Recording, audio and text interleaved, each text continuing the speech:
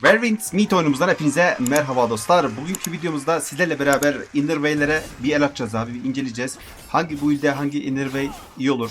Onların seviyesini yükseltmek nasıl oluyor? Seviyesini yükseltmek için gereken ekipmanları nereden buluruz? Veya Innerway'lerin genelini nereden buluruz gibi sorulara cevap aramaya çalışacağız dostlar. Siz videoyu beğenirken ben de hemen olayımıza geçeyim. Şimdi abi öncelikle şunu belirtmek istiyorum ki ben Steam saatime bakarsak oyunu en fazla 35-40 saattir oynuyorum ben. Yani edindiğim tecrübelere dayanaraktan sizlere aktaracağım. Belli ki mesela 200 saat oynayan bir adam benden daha iyi bilecektir ve lütfen yorumlar kısmına yaptığım hataları düzeltmiş bir şekilde yazın dostlar. Eğer ki bilgi almak isteyenler de varsa bir de yorumlara göz atsın. Daha iyi ayrıntılı bir şekilde yorumlara yazacaklardır. Bunu da belirttikten sonra direkt olarak başlayalım abi. Şimdi Innerway'ler nedir?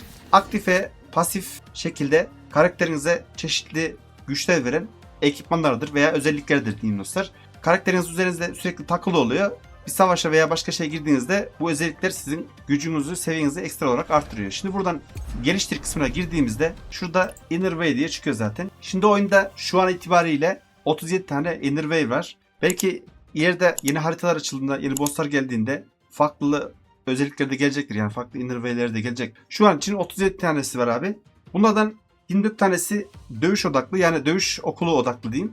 Nedir dövüş odaklı, dövüş okulu odaklı derseniz işte Bambu Cat var veya isimsiz kılıç kullanan bir build yapmıştır veya mızrak kullanan biri build yapmıştır veya iyileştirmecidir. Yani onlara özel. Mesela nasıl bir örnek vereyim size dostlar?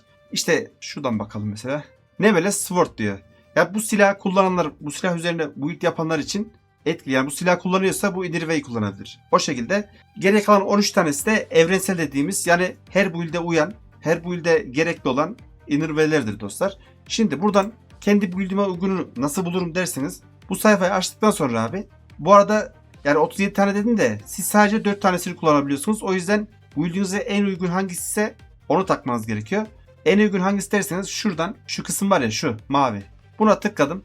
Burada tüm dövüş sanatlarına uygun Innerway'leri göreceğiz şimdi. Mesela saniye başına hasar yakın dövüş diyor. Çam vuruşu ve ihtişam. Şimdi buradan kombinasyon kısmına girdiğimizde hangi silahları kullanıyormuş bu build'i kullananlar? İsimsiz kılıç ve isimsiz mızrak. Ya bu build'i kullananlar için oyun kendisi şu şekilde öneriyor abi. Şu şekilde aynı buna uygun. Yani bu dövüş okuluna uygun.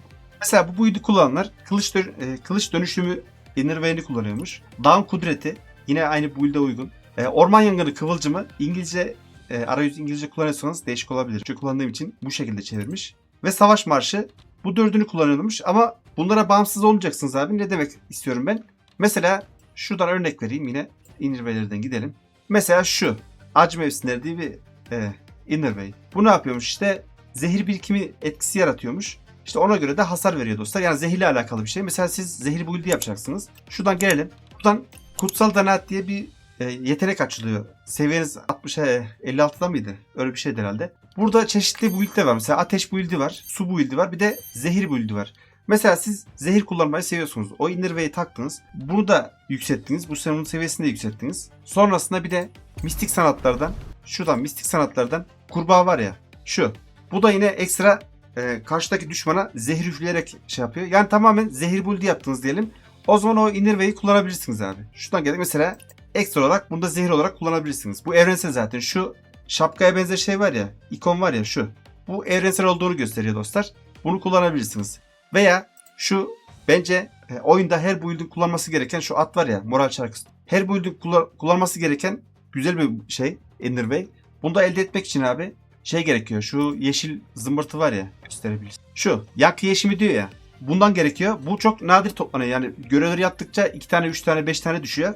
Her parçası için 500 tane bundan istiyor. Toplamda 10 parça toplarsanız onu şey yapabiliyorsunuz. Yani alabiliyorsunuz. Bunda sadece nereden düşüyor derseniz abi, şu haritayı açtığımızda şurada bir satıcı var. Tam bu ışınlanmayla geldiğinizde burada bir satıcı var. Tam ışınlanmanın yanında şurada bir yerde, şöyle yolun kenarında bir satıcı var.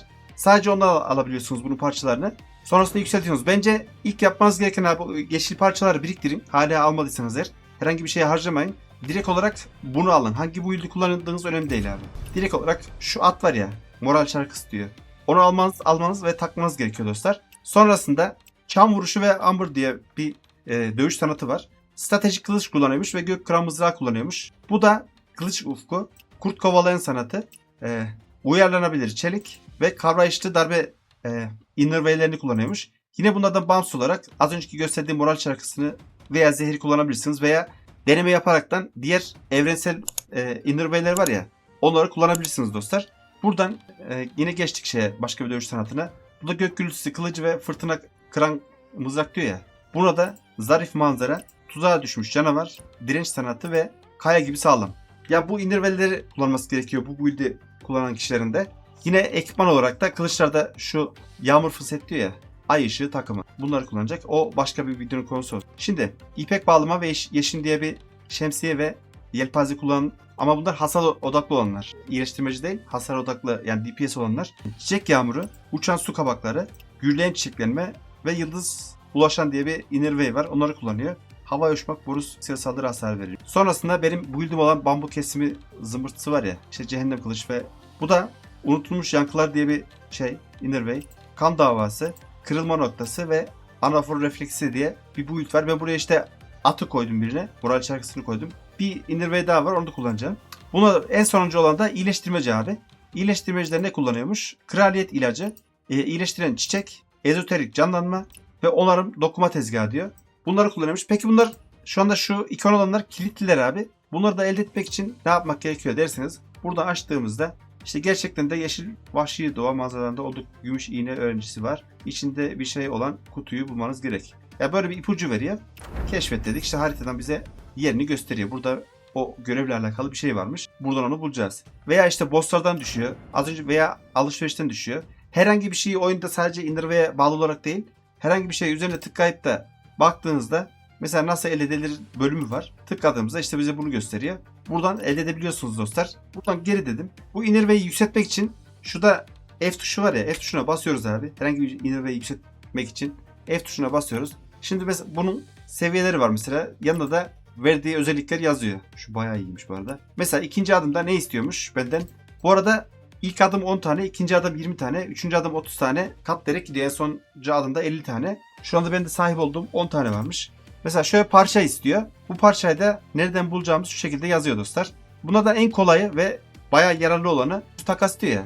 Buna tıkladığımda buradan şu turuncudan ne veriyormuş abi? Taş bölme öneri kitabı diyor ya. O kitabı da almak için şu üstteki 4 yazıyor ya, ondan lazım. Bunu da elde etmek için dostlar buradan X tuşuna bastığımızda veya kitap jetonları elde et diyor ya. Ona tıkladık.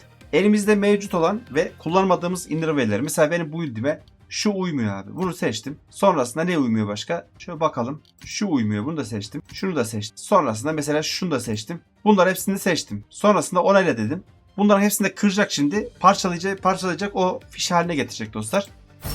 Tamamdır. 64 tane oldu. Sonrasında bu sandığa geldim. 65 4 taneye 13 tane diyormuş dostlar. Satın al dedim. Bu sandığı satın aldım. Sonrasında geldi bak. Moral şarkısı 2 geldi. Bu benim işime yarar. Sonrasında devam dedim.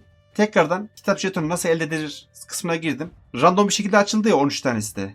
13 tanesinin içinde yine işime yaramayanlar vardır. Mesela şu. Buna tıkladım abi. Buna tıkladım. Şuna tıkladım mesela, size örnek veriyorum. Şu var zaten elimde. Şunu da alabilirim belki. Şu da var. Sonrasında tekrardan kır dedim. Bu arada turuncular daha fazla veriyor. Fiş veriyor sizlere.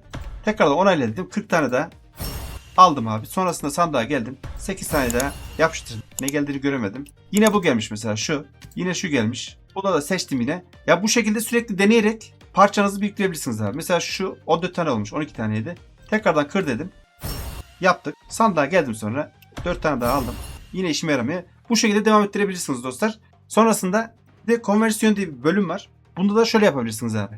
Mesela elinizde çok fazla işinize yaramayan bir parça birikti. Innervay parçası birikti. Buradan şuraya eskiyi koyuyorsunuz. Mesela neyi koyalım? Elimizde olan ne var abi? Var mı acaba bu? Yok, sıfır mı? Ben size örnek göstereyim. Şundan var. İçinde parçalar. Şuna bak. Neyse. Mesela şundan elinizde 10 tane var diyelim. Siz de buradan şundan istiyorsunuz mesela. Bunu tıkladım abi. Sonrasında convert dediğinizde bunu bu tarafa aktarıyor. Bunu bu tarafa aktarıyor. Yani şunda 10 tane var ya. Sayı olarak 10 tane ya. Bu 10 tane alıyor. Şu 0 tane alıyor. Bu şekilde birbirine dönüştürüyor. Bundan sezonluk sadece 4 tane hakkınız oluyor bu olayda.